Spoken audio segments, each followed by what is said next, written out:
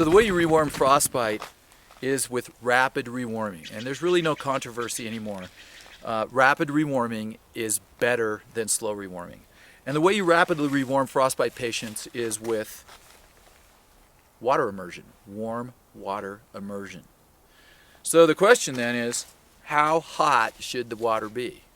And the way I teach this is I just tell people, look at it. If you put your hand in the water and you kind of go, that's lukewarm. And if you put your hand in the water and you go, that's scalding. So what you want is, you want to put your hand into the water, assuming you're normothermic.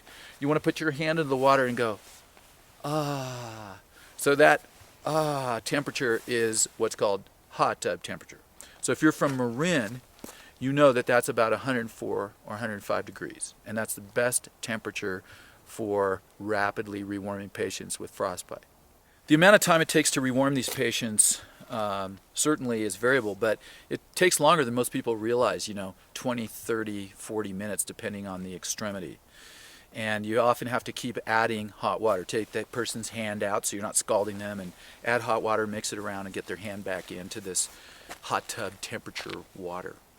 I used to tell people that when it turned pink during rewarming, that was a good sign, and I started realizing that all of these extremities basically have this hyperemic response, meaning there's this return of pink, and that is the return of blood. The problem is, if the blood is not intravascular, these patients are not going to do well. So they all tend to pink up when you rewarm them, but the question is this intravascular or not?